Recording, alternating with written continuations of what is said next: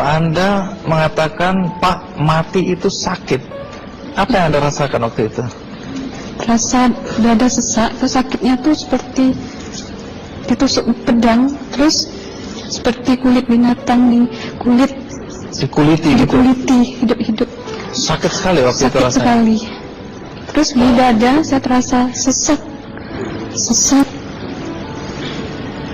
Setelah itu paman saya mengajar saya mengucap kalimat thayyibah, terus mengucap doa kalimat syahadat, asyhadu an la ilaha illallah wa asyhadu anna muhammadar rasulullah. Apa betul waktu roh Anda itu dicabut dari kaki itu, Iya. Anda bisa melihat jasad Anda? Sempat saya melihat jasad saya pada waktu itu, tapi sebentar. Setelah itu saya dibawa pergi oleh 2 orang malaikat ini. Dan pada waktu itu saya ingin ketemu sama ayah saya. Kebetulan ayah saya sudah meninggal. Dan suatu ayah saya meninggal, dia berusia 55 tahun. Setelah saya ketemu di sana, dia tuh berusia muda. Kok muda? Berusia 17 sampai 20 saya perkira. Anda sempat ngobrol dengan ayah? Sempat. Apa yang Anda sampaikan? Waktu itu ayah nangis. Ayah saya bilang, kenapa kamu kesini nak? Pulanglah, di rumah tidak ada orang. Kasihan lihat ibumu dan adik-adikmu. Tidak ayah, janjiku sama Allah sudah sampai. Dan pada waktu itu ayah saya menangis. Lalu apa yang dia ucapkan? Diam aja dia, terus hilang. Kembali ke malaikat tadi, bentuk yang Anda lihat seperti apa malaikat ini? Dia ini laki-laki, tapi mukanya sama semua. Berapa malaikat? 2. 2. Iya. Fisiknya seperti apa? Seperti berserban, berpakaian ihram, mukanya sama.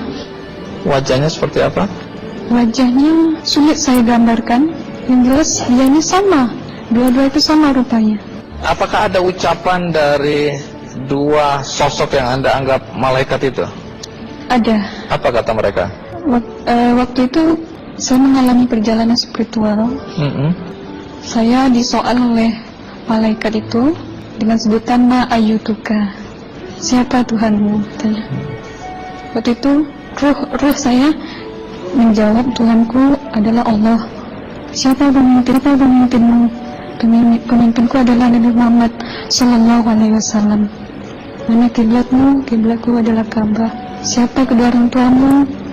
Siapa saudara maramu?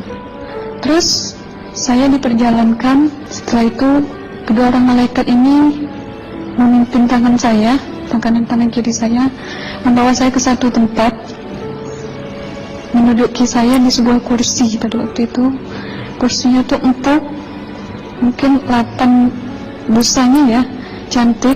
Terus di sana saya duduk di sebelah kanan saya ada tiba-tiba berwujud seorang perempuan. Dia mengaku amal. Kamu siapa? Saya, aku adalah amalmu semasa kamu hidup di atas dunia. Dan selama kamu di sini, saya akan menemanimu sampai yaumul akhir, itu katanya. Dan pada waktu itu saya melihat perempuan-perempuan solehah berpakaian muslimah, berkerudung, mencium pipi kanan, pipi kiri. Mungkin salam perkenalan pertama waktu menduduki di situ. Setelah itu saya dihijrahkan lagi, dibawa oleh 2 orang malaikat ini lagi, melihat dosa-dosa besar ya. Di sana saya diperlihatkan ada seorang laki-laki memikul besi di bahunya. Saya perkirakan besi itu mungkin beratnya tuh berton kali ya. Berat sekali ya? Berat sekali. Terus dia berjalan nggak sampai ke tujuannya, berlumuran darah nanah, baunya na'udzubillah misalnya. Bajunya tuh sobek-sobek. Waktu itu ruh saya disaksikan oleh amal. Saya tanya kepada amal, ruh tanya sama amal, wahai amalku, dosa apakah yang manusia ini lakukan sewaktu ia hidup di atas dunia? Amal menjawab pada waktu itu, sewaktu manusia ini di atas dunia, dia ini adalah menyantet orang, meneluh orang, sehingga dia berjalan nggak sampai yaumul akhir katanya. Yang kedua, saya melihat ada seorang laki-laki saling bunuh-membunuh. Sebentar kayak gitu lagi. Sewaktu manusia ini hidup di atas dunia, dia adalah seorang pembunuh, hingga dia tidak mau bertanggung jawab terhadap orang yang dibunuhnya. Terus yang ketiga, saya melihat ada seorang laki-laki dihujam kemaluannya pakai besi panas, timah panas itu ya, hingga menembus. Waktu itu Roh bilang sama amal, wahai amalku, dosa apakah yang manusia ini hidup di atas dunia? Amal waktu itu menjawab, suatu manusia ini hidup di atas dunia, manusia ini adalah seorang perzina. Setelah itu saya melihat ada seorang laki-laki dihujam kemaluannya pakai besi panas, timah panas itu ya, hingga menembus. Waktu itu Roh bilang sama amal, wahai amalku, dosa apakah yang manusia ini hidup di atas dunia? Amal waktu itu menjawab, suatu manusia ini hidup di atas dunia, manusia ini adalah seorang perzina. Setelah itu saya melihat ada seorang laki-laki disebati oleh rotan. Rotannya itu menyebati kulitnya tuh hingga lepas daging sama kulitnya. Itu amal menjawab, suatu manusia ini hidup di atas dunia, dia ini tidak pernah sholat Islam, hingga waktu matinya pun dia tidak mengucap 2 kalimat syahadat. Dan pada waktu itu Roh sama Amal sempat menghafiz Quran pada waktu itu dengan harapan supaya orang manusia yang Allah siksakan ini bisa terampuni dosanya. Jadi masih sempat waktu itu ya? Iya, Roh sama Amal yang menghafiz Quran, bertahzim, bersalawat, baca ayat 1000 dinar, membaca Yasin. Tapi sayang, bahkan tambah banyak Allah tidak mengampuni dosa-dosa mereka, sayangnya. Setelah itu, akhirnya yang terakhir kali berzikir. Zikir saya pada waktu itu, subhanallah, walhamdulillah, wa la ilaha illallah, wallahu akbar, la haula wa la quwwata illa billahil aliyyil azim. Sekuat-kuatnya nada saya berteriak, tiba-tiba saya merasakan detik jantung ya. Waktu itu mungkin paman saya yang menyaksikan. Itu saya koma.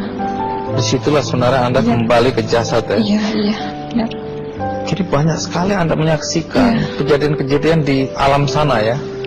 Nah, menarik karena waktu kami menghubungin Mbak Aslina, pada dasarnya Mbak Aslina keberatan menceritakan kembali kisahnya. Tapi kalau toh akhirnya Anda mau sampai di sini dan Anda sudah bercerita, apa harapan Anda pada orang-orang yang mendengarkan kisah ini? Ya, harapan saya pertama, ya lebih banyak menyambut puasa ya, lebih banyak mendekat diri aja sama Allah, perbanyakkan amalan soleh, perbanyakkan zikir, perbanyakkan sholawat, baca Quran, dan sebagainya. Itu harapan Anda ya? Iya. Baik, terima kasih Mbak Aslina ya, sudah datang dari Bengkalis untuk menceritakan kisah ini.